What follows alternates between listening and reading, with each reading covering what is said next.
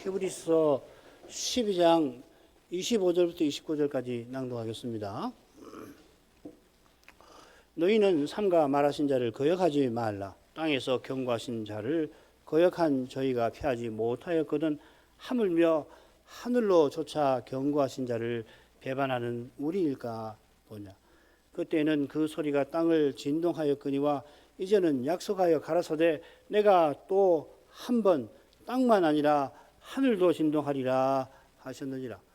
이 또 한 번이라 하심은 진동치 아니하는 것을 영존케 하기 위하여 진동한 할 것들 곧 만든 것들의 변동될 것을 나타내심이니라.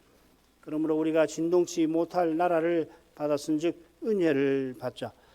이로 말미암아 경건함과 두려움으로 하나님을 기쁘시게 섬길지니 우리 하나님은 소멸하는 불이심이니라.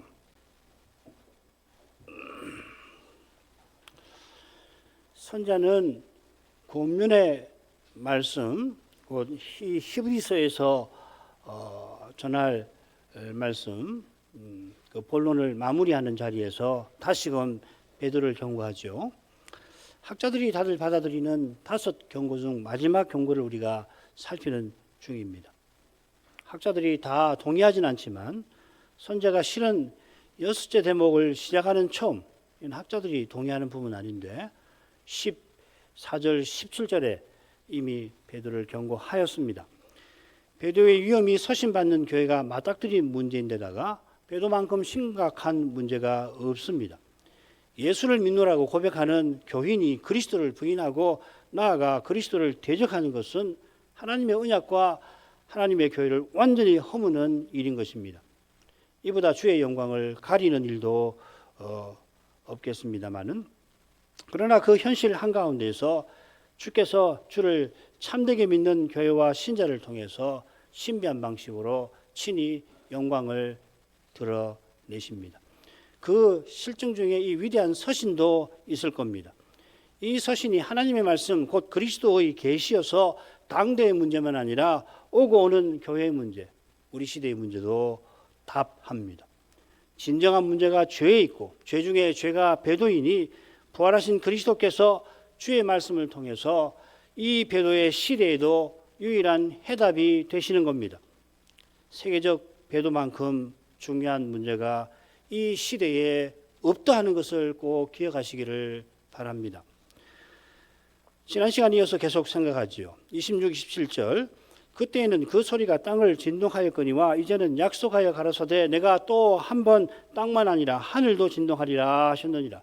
이 또 한 번이라 하심은 진동치 아니하는 것을 영존케 하기 위하여 진동할 것, 곧 만든 것들에 변동될 것을 나타내심이니라.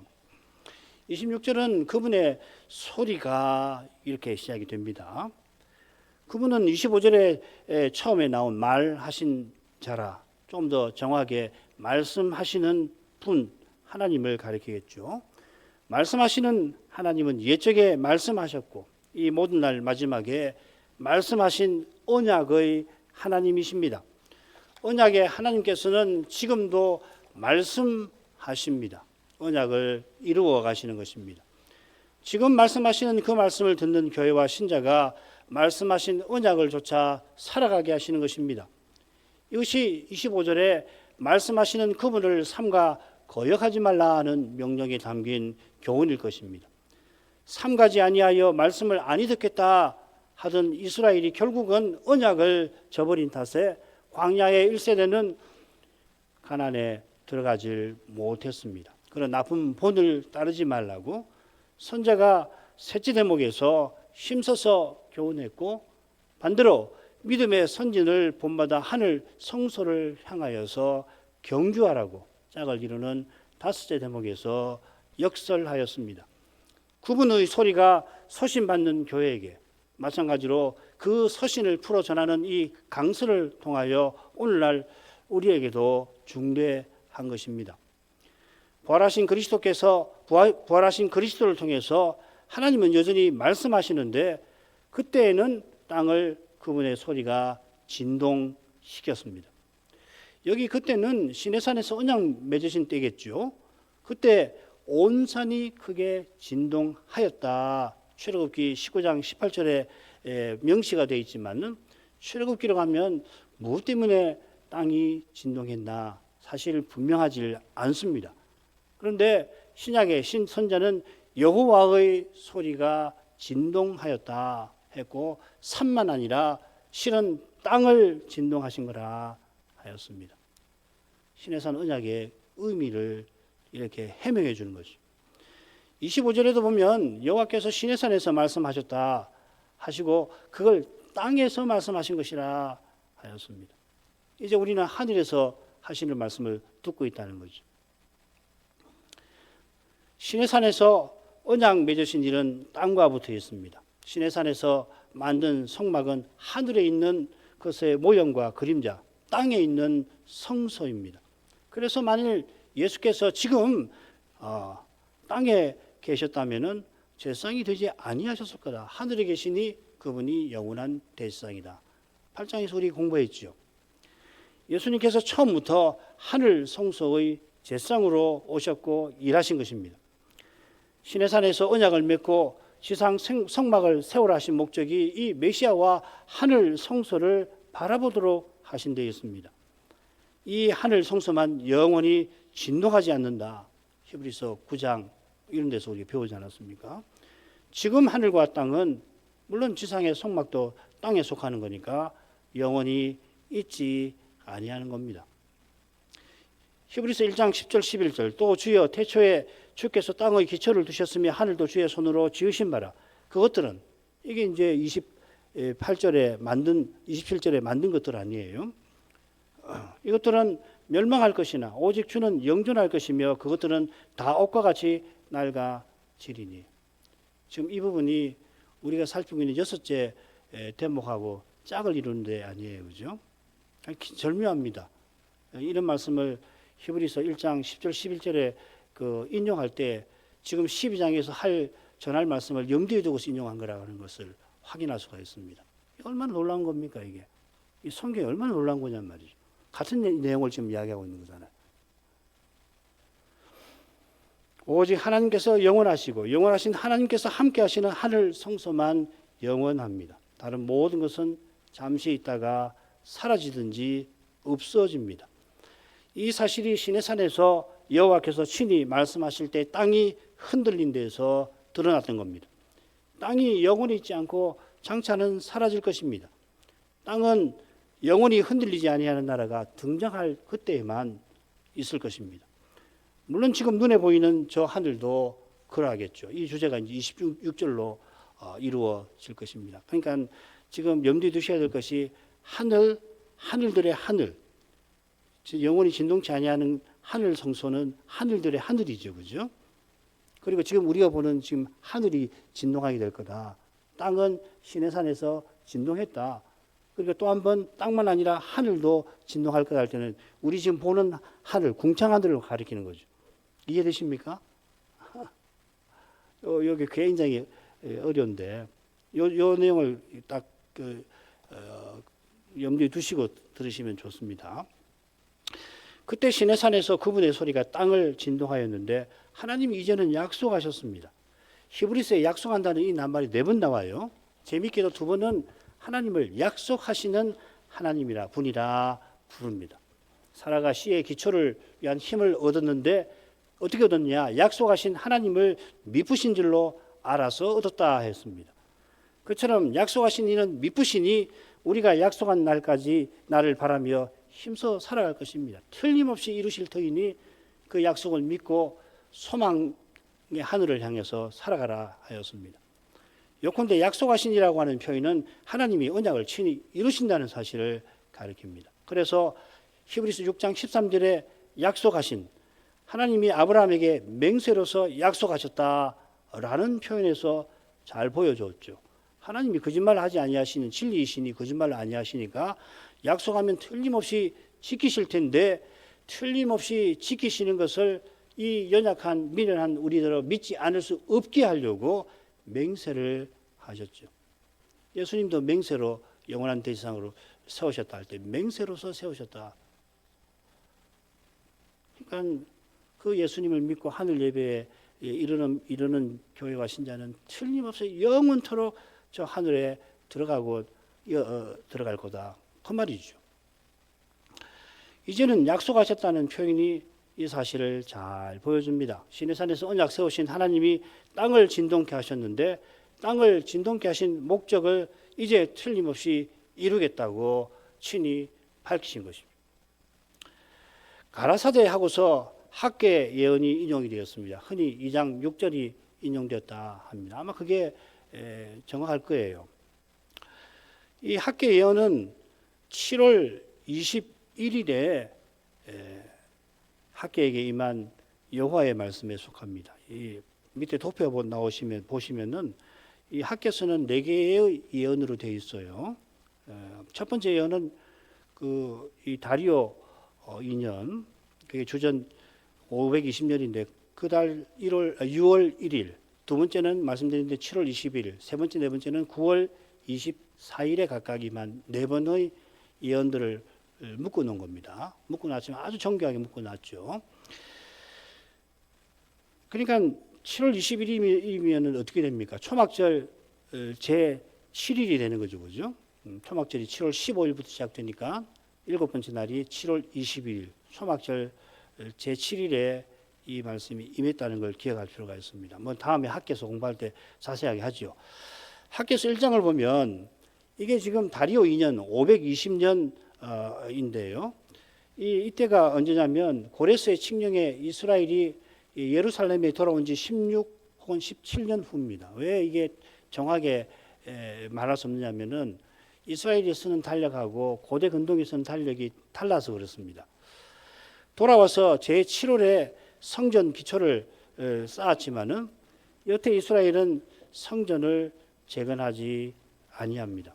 여호와의 말씀이 다리오 2년 6월 1일에 학계에게 임하자 학계가 이스라엘을 책망하면서 성전 건축에 나서라 권하지요. 감사하게도 그 말씀이 총독 대제사장 모든 백성의 마음을 감동하여서 백성들이 드디어 성전을 건축하기 시작합니다. 그때가 언제냐면 6월 24일 학계가 말씀 전하고 3주가 지난 후입니다. 그로부터 대략 한 달 좀 못되게 27일 지난 초막절 제7일에 다시금 여호와의 말씀이 선자에게 임한 겁니다. 그래서 4번의 말씀이 있는데 그 4번의 말씀이 오른쪽과 같이 아주 절묘한 줄거리로 되어 있습니다. 두 번째가 됩니다. 2장 1절부터 9절이 되는데 새 성전의 나중 영광이 이전 영광보다 클 거다 하는 겁니다. 이 두 번째 예언은 말씀드린 대로 이스라엘이 지금 재건할 성전의 나중 영광에 관해서 교훈합니다. 사람 눈에는 재건된 성전이 솔로몬의 성전에 비해 실로 초라합니다. 했습니다. 솔로몬 성전 건축에 들어간 금만 보더라도 얼마나 많은지 몰라요. 너무 많아서 학자들이 안 믿습니다. 대부분 안 믿어요. 성경도 안 믿으니까 뭐 이런 걸 믿겠습니까? 무려 10만 달란트. 킬로그램을 하면 340만 킬로그램이 됩니다. 지금 미국이 보유하고 있는 금의 절반에 해당되는 양입니다. 이 믿기십니까? 어마어마한 겁니다. 이것은. 재건된 성전은 이만한 금을 사용할래 할 수가 없겠죠. 솔로몬 성전의 금은 솔로몬이 매년 거둔 세수 666달란트의 150배에 해당됩니다. 솔로몬 제국을 150년이나 경영할 수 있는 돈이죠. 이 막대한 금을 포로에서 돌아온 이스라엘이 마련할 수가 없었을 테고 고레스가 이 막대한 금을 지원했을 리도 없을 겁니다. 이는 포로에서 돌아와서 성전 지대를 놓았을 때 그 모습을 본 노인들이 통곡한 데서도 짐작이 됩니다. 에스라서에도 있고 학계서 2장 후반부에도 세 번째 예언인가에도 그 내용이 나오죠. 그죠? 그분들이 성전 지대만 기초를 놓았는데 그 기초만 보고서도 이제 재건할 성전은 자기가 어릴 때 보았던 솔로몬 성전에 비해서 심히 초라할 것이라는 것을 알고서 통곡을 했습니다. 그런 까닭에 여호와께서 학계에게 이제 세월 전의 나중 영광이 솔로몬 성전의 영광보다도 클 거라고 충격적인 말씀을 하시는 겁니다. 그러면 나중 영광이 뭔가? 이 학계 2장 6절 7절에 보면은 바로 앞에 나오는 말씀인데 짐작이 되죠. 나 만군의 여호와가 말하노라. 조금 있으면 내가 하늘과 땅과 바다와 육지를 진동시킬 것이요. 그 다음 7절 또한 만국을 진동시킬 거며 만국의 보화가 이르리니 내가 영광으로 이 전에 충만케 하리라. 만군의 여호와의 말씀이니라. 이게 나중 영광이에요. 만국을 진동시킨다. 만국을 진동시킨다는 건 멸망시킨다는 이야기입니다. 이게 이 학계 2장 21절 22절을 보시면 나와요. 거기도 보면 하늘과 땅을 진동시킨다 하시고 그때 만국을 멸해버리실 거다. 심판해버리실 거다 하는 말씀이 2장 21, 22절에 나오는데 그 이후에 만국의 보화가 이를 거다. 그래서 내가 영광으로 충만케 하겠다. 이게 이제 나중 영광이거든요. 근데 이 비슷한 말씀 기억나시죠? 계시록의 마지막 장면에 나오잖아요. 계시록 21장 24절 만국이 그 빛 가운데로 다니고 땅의 왕들이 자기 영광을 가지고 그리로 들어오리라. 비슷하지요.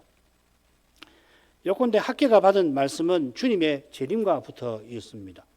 물론 학계가 멀리서 바라본 성전의 영광은 주님의 초림과도 붙어 있죠.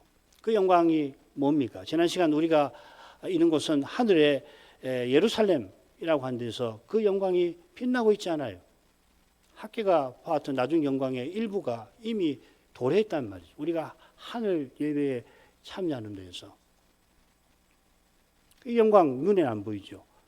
주의 영광을 우리가 보고 있잖아요. 지금 나중 영광 우리가 지금 보고 있는 주의 영광 지금은 청동골로 저는 보는 거고 나중에는 직접 뵙는 거 아니에요. 요한 1서 3장 2절에 계신 그대로 뵐 거고 지금은 아직은 그때가 아니니까 이 예배에서 말씀 선포를 통해서 청동 거울로 보듯이 주의 영광을 보는 거 아니에요.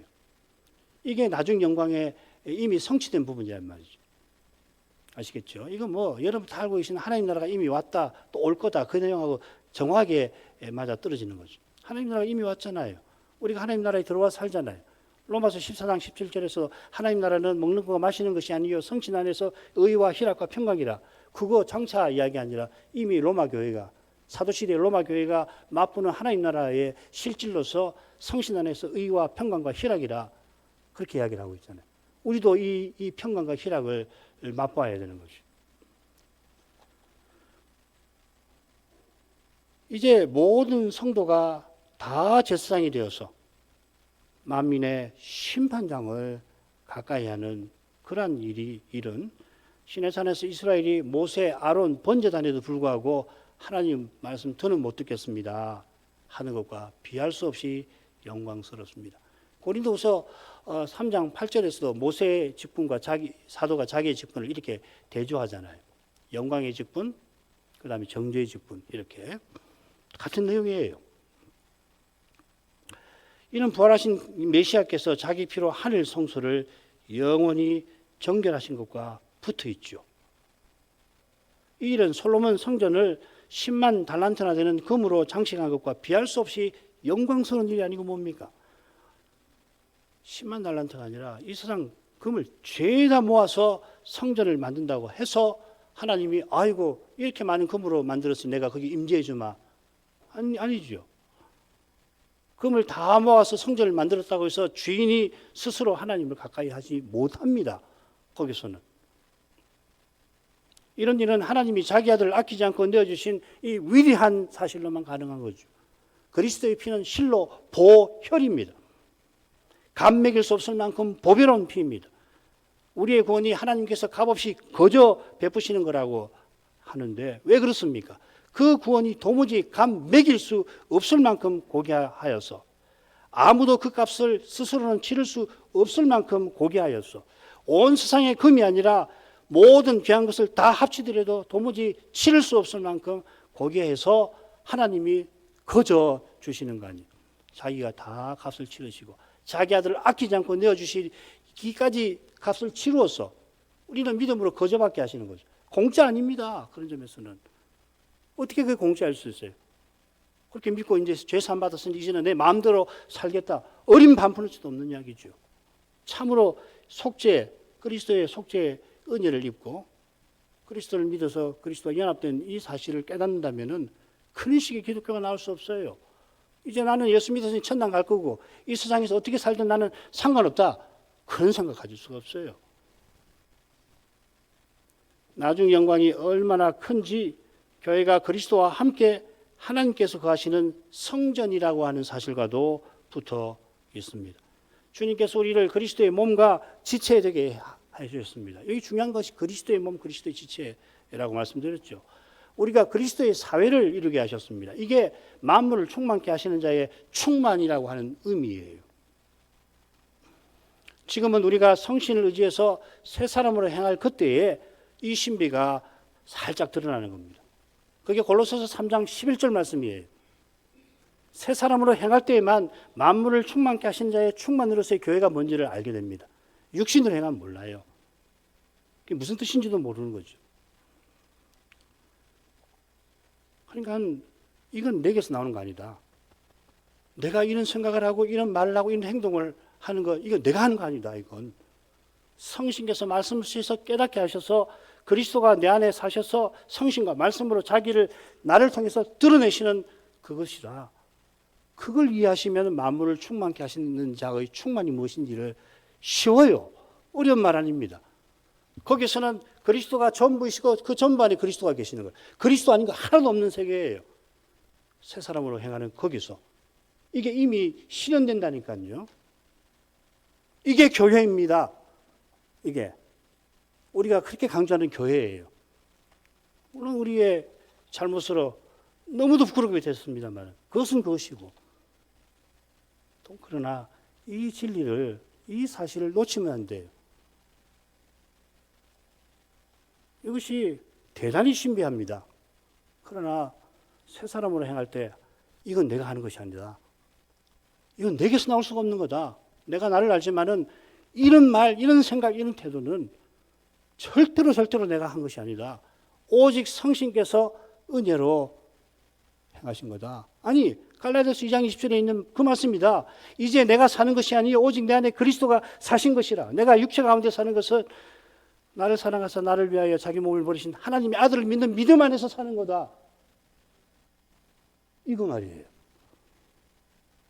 그럴 때 그리스도의 몸, 그리스도의 지체. 내가 그리스도에게서 머리신 그리스도에게 함께 자라간다. 장차 내가 그리스도를 계신 그대로 뵐 텐데 그때 내가 그리스도와 함께 같아지게 하실 거다. 그런데 지금 너 복음이 전파되는 거기서 주의 영광이 나타난다.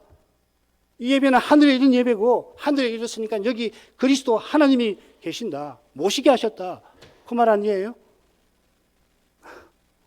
얼마나 놀랐습니까? 신약의 예배를 드린다는 게 얼마나 놀라우고 감사한 일이냔 말이죠. 그래서 우리 교회는요, 다른가, 우리는 할 능력이 안 돼요.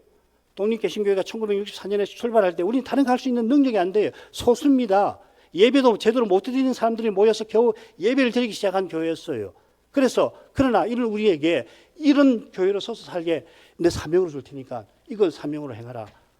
알겠습니다. 아무것도 아닌 우리지만은 그리스도 교회 가장 바른 자태를 구현할 수 있게 해 주십시오. 그리고 우리가 시작한 거예요. 다른 거 하는 게 아닙니다. 성교 부정하는 거 아닙니다. 사회에 기여하는 거, 정치적인 현안에 있어서 기독교적인 대안을 내는 거, 왜 부정하는 거 아니에요.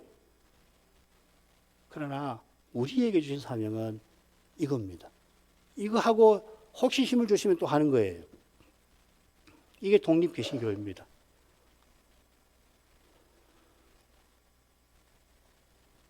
가십시다.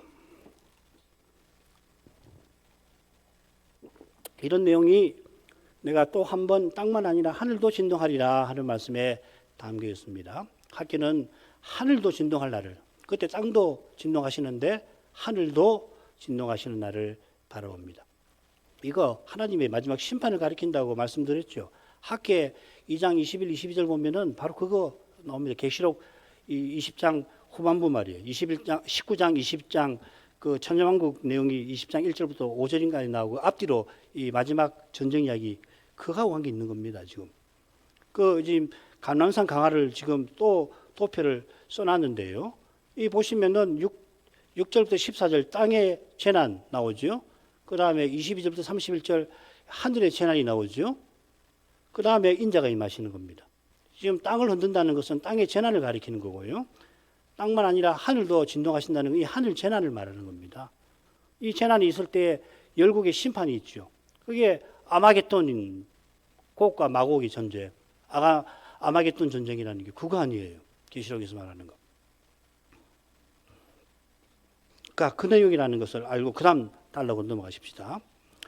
하나님께서 이 일에 관하여 타락 직후부터 계시하셨습니다. 놀랍게도 태초에 바라신 대로 영원한 세계를 여인의 후손을 통해서 세우신다는 약속을 그 계시는 창세기 15장은 담고 있습니다. 이 약속이 이후로 족장, 모세, 선제를 통해서 계속 이어지고 발전하였죠. 여인의 후손은 아브라함의 후손이고 영원한 성전과 대제사장이시고 물론 제물이시기도 하고 다윗의 후손이기도 하십니다. 그분은 다윗의 위에 앉아 영원한 제국을 다스릴 왕이신데 영원한 성전에서 섬기시는 대제사장이십니다. 멜기세덱 반차를 좇은 대제사장. 이게 역대하 17장, 역대상 17장에 있는 다윗 언약의 마지막 부분이죠. 그분이 이미 세상에 오셨고 지금 하늘에 계십니다. 이 사실이 27절을 이해하는 배경이 될 텐데 26절에서 또 한 번 이 표현만 조금 보고 넘어가죠. 여기 또라고 하는 말은 시내산 언약을 가리키는 겁니다. 예전 언약 세우신 것을 가리킵니다. 그처럼 또 한 번 할 때는 새 언약을 세우신 것을 과 붙어 있는 거죠. 27절에서 선자는 하나님께서 새 언약의 중보자 예수 그리스도를 세우신 목적을 잘 보여줍니다. 그 목적은 뭐냐면 진동치 아니하는 것을 영존케 하기 위함이다. 설명을 많이 해놨는데요. 핵심을 말씀드리죠. 여기 이 진동치 아니하는 것 뒤에도 진동치 아니할 나라가 나오지 않습니까? 나라를 받았다고 그랬는데 여기 진동치 아니하는 것을 영존케 한다는 말이 뭐냐면 예수님이 부활하셔서 이 십자가 지시고 부활하셔서 자기 피로 영원한 성소를 정결케 하셨다는 그 말입니다. 그렇게 이해하시면 돼요.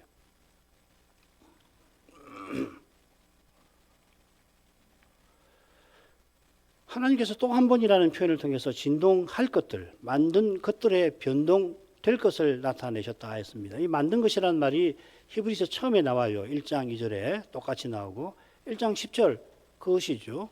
태초에 하늘들과 땅을 지으신 것입니다. 이 지으신 것들이 곧 진동할 것들입니다. 흔들어서 없어지게 한다는 이야기죠. 진동할 것들은 장차 변동될 거라 하였습니다. 이게 이제 중요해요. 변동이 되는 거예요. 사라지는데 어떻게 사라지냐면 변동이 된다. 이 말이 어디 나오냐면 제사직분이 변혁한 적, 율법도 반드시 변혁하리라. 제사직분이 변혁했다는 말은 레위 제사직분은 사라지고 영원한 제사직분이 등장했다 이 말이죠. 그처럼 태초에 만드신 하늘과 땅은 사라지고 대신 새 하늘과 새 땅이 나타날 것입니다. 자, 이런 내용이 진동치 아니하는 것을 영존케 하기 위함이라 하는 데도 담겨 있습니다. 이 진동치 아니하는 것이 무엇인지 이미 말씀드렸죠. 이어 진동치 못할 나라가 나오는데 이건 28절에 보도록 하고 진동치 아니하는 거 하늘 성소를 가리킨다고 말씀을 드렸습니다. 그거 간단히 빨리 읽어보죠. 진동치 아니할 것은 필시 처음 지은 하늘과 땅에 속한 거 아니겠죠. 진동치 아니할 거니까. 그러니까 우리 눈에 보이는 하늘 아닙니다. 하늘들의 하늘이에요. 그 하늘 성소를 가리킨단 말이죠. 이 성소가 진동치 아니한다는 것은 곧 사라지거나 없어지지 아니한다는 것인데 예수님의 뿌린 피에 있죠. 이 성소가 영존하게 하려고 태초에 만드신 것들을 변동을 시켜서 새 하늘과 새 땅을 가져오실 겁니다. 우리가 이미 이 성소에 이르렀습니다마는 지금 하늘과 땅이 있는 동안은 우리의 예배가 저 하늘 예배처럼 하늘처럼은 전개되지 못하죠. 우리가 심히 연약해서 예배로 하나님을 가까이 못하는 경우가 종종 있을 수 있습니다. 심지어 서신받는 교회나 적그리스도가 등장할 시대의 교회처럼 아예 예배 드리는 것조차 힘들 수도 있습니다. 우리 독립개신교회가 그런 현실에서 출발했다는 것을 꼭 기억하시길 바랍니다. 누구보다 이 나라의 교회들이 바른 신앙 위에서 서나가기를 바랐던 한 분이 한 해인지 두 해인지 무려 600회나 에큐메니칼 운동의 배도적 성격을 지적하고 교회의 참된 통일이 그리스도와 연합되는 데 있음을 그분이 역설을 했습니다마는 정작 그분이 다니는 교회가 그 문제로 예배를 드리지 못할 지경에 이르렀던 것입니다. 그래서 그분이 가정에서라도 하나님을 예배해야 되겠다 했는데 그분처럼 예배를 드리지 못하던 분들이 그 가정 기도회에 모여서 하나님의 자비를 구했었습니다. 60년의 지간 지금도 참된 믿음으로 바른 예배를 드리는 것이 결코 쉽지 않다는 것을 우리 교회 여러분은 다 아실 것입니다. 여러분 앞으로는 더 힘드실 겁니다. 더 힘들지 쉬워질 리가 없어요. 필시 서신 받는 교회도 이런 현실에 괴로워했을 텐데 사도의 이 서신은 오늘 우리에게 곧 들이닥칠 더욱 힘든 시대의 교회도 참된 해답을 제시합니다. 하나님은 진동치 아니하는 것을 영존하게 하실 것입니다. 우리가 이런 저 하늘을 영원히 존재하게 따라서 우리를 영원히 저 하늘에 이르도록 하실 것입니다. 자, 그 다음으로 가죠. 그러므로 우리가 진동치 못할 나라를 받았은즉 은혜를 받자. 이로 말미암아 경건함과 두려움으로 하나님을 기쁘시게 섬길지니 우리 하나님은 소멸하는 불이심이니라. 방금 살핀 내용을 요약하고서 권면을 합니다. 그 요약 내용이 그러므로 우리가 진동치 못할 나라를 받았다. 그래서 은혜를 받자 권면을 합니다.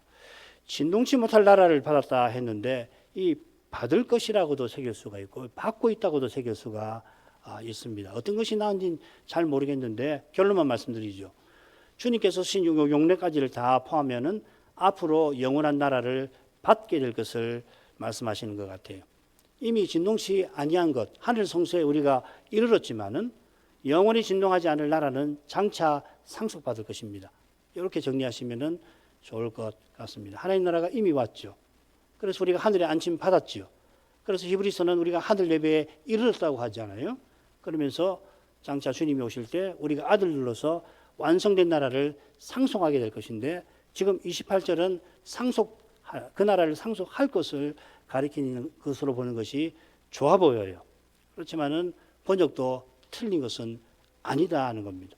여기에 하나님 나라의 신비가 있는 거죠. 이미 아직은 아니에요. 자, 그 다음 달라고 넘어가십시다.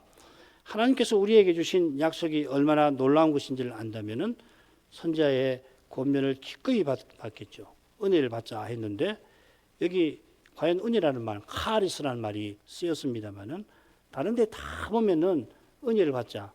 이 에코라는 말인데 동사 갖는다는 말인데 전부 감사하다고 번역이 되었습니다. 이 보시면 우리 여러분 갖고 있는 그 각주에도 그런 점이 있죠. 감사하자 이렇게 되어 있죠, 그죠? 여러분 갖고 있는 성경 각주에도 보면은 은혜를 받자 대신 감사하자 혹 둘 다 가능하다는 겁니다. 그런데 용례를 보면은 감사하자가 맞습니다. 사도는 범사에 감사하라 권하는데 예수 그리스도께 있죠. 범사에 감사하는 것이 우리를 향한 하나님의 뜻이라고 되어 있습니다. 하나님이 자기 아들을 아끼지 않고 내어주셔서 이 뜻을 친히 이루시는 거죠. 그래서 감사하게 만드는 것이에요. 아들을 아끼지 아니하시니 하나님 나라도 아끼지 않고 장차 주실 겁니다. 그처럼 이미 그리스도를 얻게 하시고 하늘 예배에 이르게 하셨습니다. 이 그리스도를 얻은 자는 이미 얻었습니다. 하늘 예배에 이른 사람은 하늘에 영원히 이를 거예요. 그런 까닭에 바울이 모든 것을 배설물로 여겼습니다. 이게 감사의 심정과 태도, 그리스도에 바라지 않는 심정이고 그리스도만 바라는 태도죠. 이 감사는 과연 은혜 아닐 수가 없습니다. 그래 이로 말미암아 은혜를 감사를 가리키는 거죠. 이로 말미암아 우리가 하나님을 섬기자 했었는데 이 감사는 단연 하나님을 가까이 하는 거지요. 아이고 고맙습니다. 이 정도가 아니라 감사라고 하는 것 자체가 하나님을 가까이 하는 거거든. 우리는 두 가지로 하나님을 향합니다. 회개하며 돌이켜 하나님을 가까이 하고 주신 은혜에 감사하며 하나님을 향합니다. 이게 신자의 삶이에요. 그러니까 이 감사라는 게 얼마나 포괄적인 건지 모릅니다. 이 감사가 빠지면은 사실 거룩한 삶이 이 삶을 산다고 할 수 없어요. 거룩한 삶을 사는데 감사가 없다. 그건 거룩한 삶이 수가 없어요. 일리가 없어요. 그리스도가 고난을 참으로 받는다면 감사할 수밖에 없어요. 시편 119편에도 그렇죠. 내가 고난받은 것이 내게 복이라고 그랬지 않습니까?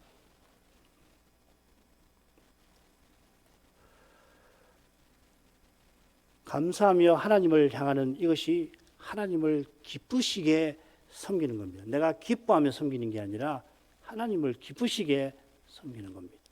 섬기는 거 예배지요. 예배는 하나님을 가까이 하는 겁니다. 가까이 하면서 하나님을 향하는 겁니다. 예배의 두 측면입니다. 가까이 가면서 향하는 거예요. 이것을 하나님께서는 기뻐하시죠. 로마서 12장 1절 2절 바로 그거 아닙니까? 하나님이 기뻐하시는 사안제사, 그리고 하나님이 기뻐하시고 선하신 뜻, 온전하신 뜻, 그 기뻐하시는 같은 말입니다. 여기 부사로 쓰였어요. 하나님이 기뻐하시는 예배는 경건함과 두려움으로 드립니다. 경건함 한 번 더 히브리서에 나오는데 예수님께 쓰입니다. 읽어보겠습니다. 그는 육체에 계실 때 자기를 죽음에서 능히 구원하실 이에게 심한 통곡과 눈물로 간구와 손을 올렸고 그의 경외하심을 인하여 들으심을 얻었느니라. 예수님이 성신 충만해서 기뻐하며 기도하시기도 했습니다. 그런데 죽음에서 구원하실 아버지께 통곡과 눈물로 늘 기도하셔야 했습니다.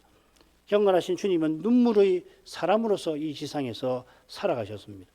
그 이유는 죄와 죽음의 현실에 있습니다.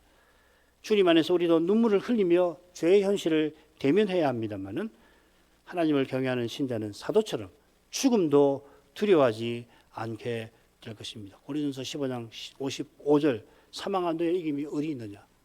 그 고린도 전서 15장 앞에 보면 읽어보십시오. 사도가 죽음을 두려워하지 않은 사도가 뭐라고 이야기합니까? 아시아에서 내가 맹수에게 죽임 당할 뻔했다. 그 이야기를 하잖아요. 이 둘이 조화로운 거예요. 맹수 같은 사람들에게 죽임 당하는 그 현실에서 사망한 너의 이김이 어디 있느냐 하는 외침이 나올 수 있는 거예요. 그런 고난을 당하지 않은 사람은 죽음에 대해서 이런 담대한 선언을 할 수 없는 거죠. 장차는 죄와 죽음이 그림자조차 없을 테니 슬픔과 두려움에서 완전히 벗어나서 그야말로 완전한 기쁨과 사랑 안에서 하나님을 영원히 가까이 혹은 삼위께 영원히 다가가게 될 것입니다. 지금 여기서는 경건함과 두려움으로 하나님을 가까이 하는데 이유가 29절에 나옵니다. 우리 하나님은 소멸하시는 불이심이니라. 우리 하나님이 소멸하시는 불이시기 때문에 그렇다 이 말이죠. 하나님께서 소멸하는 불이신 까닭에 여전히 죄 있는 여기서 우리 인생은 그분 앞에서 두려움을 피하지 못합니다. 요한 사도가 밤문섬에서 부활하신 주님을 배웠을 때 그분 앞에서 죽은 자같이 되어 심히 두려워하였습니다. 구약시대의 다니엘은 가브리엘 천사장을 만났는데 비슷하게 되었습니다. 우리가 장차는 그리스도를 계신 그대로 배웠고 그와 같아질 것이고 영원히 주님과 함께 할 것이니 그때는 요한 사도나 다니엘처럼 되질 않을 겁니다. 이사야가 성신에 이끌려서 하늘 의전에 이르렀을 때 거룩한 서랍들이 발과 얼굴을 가리며 찬송하던 그 자리에서 화로다 나여 망하게 되어두다 했지만은 장차는 우리가 거룩한 경외심 가운데서 하나님을 뵙고, 그래서 신학자들은 이걸 지복의 직관이라고 그러잖아요. 하나님을 봄. 라틴 말로는 비지오 데이. 영어로 그대로 옮기면 비전 오브 가십니다. 하나님을 봄. 영원한 기쁨 가운데 더욱 이를 것입니다. 계속 배우니까 우리 기쁨은 더욱더 이르겠죠. 한시도 시간 개념을 초월했으니까 끊임이 없이 지속적으로 하나님을 뵈니까 우리의 기쁨은 더 새로워지고 순수해지고 더해질 거예요. 영원토록 새로워지겠죠. 그러나 지금은 그리스도와 함께 고난받는 데서만 이 하늘의 기쁨을 잠시 누리는 겁니다. 잠시 받는 고난이니 누릴 기쁨도 그러하고 잠시 받는 고난이 가벼운 것처럼 누리게 하시는 기쁨도 여러 면에서 장차의 기쁨, 무거운 기쁨에 미치지 못할 것입니다. 게다가 부패한 본성이 여전히 남아있는 인생이라 소멸하는 불이신 하나님 앞에서 어려움이 닥치면은 우리는 본능적으로 자신의 죄부터 떠올리며 떨지 않을 수가 없습니다. 그럴 때마다 참된 믿음으로 우리의 대지상을 바라보고서 예수의 피를 힘입어 담대히 하나님 성소에 나아가야 할 것입니다. 기도하겠습니다. 거룩하신 아버지, 신의 산에서 거룩한 음성으로 땅을 진동하셔서 새 언약을 세우실 뜻을 밝히시더니 친히 세상에 오셔서 그 언약을 마침내 세워주셨습니다. 이를 위해서 하나님이 사람 되시고 십자가를 지시며 하늘에 오르신 것입니다. 그리스도께서 영원한 대지상이 되셔서 하늘 성소를 자기의 그 보혈로 정결하게 하심으로 영원히 진동치 아니하도록, 진동치 아니할 것을 영존하도록 하셨습니다. 다시 세상에 오시기 전에 주님께서는 학기를 통하여 약속하신 대로 땅만 아니라 하늘도 함께 진동시키실 것입니다. 모든 원수를 멸하시고 만국을 심판하실 것입니다. 지금 하늘과 지금 땅은 다 사라지도록 없어지게 하실 것이고 새 하늘과 새 땅이 우리 눈앞에 펼쳐지게 하실 것입니다. 이 신비한 일에 관하여 여기서는 다 헤아릴 길이 없습니다. 새 하늘과 새 땅과 영원한 성소가 무슨 관계가 있는지 저희는 아무리 생각해봐도 풀 길이 없습니다만, 지금 여기서 이르게 하신 하늘 예배를 통해서 하나님이 이루실 저 영원한 구원을 미리 맛보게 하시고 장차 볼 주의 영광을 비록 청동거울로 보는 것과 같을지라도 주의 영광을 지금 여기서 보도록 하십니다. 주님, 주의 그 영광 오늘 더욱 비춰주시옵소서. 예수님 이름으로 기도합니다. 아멘.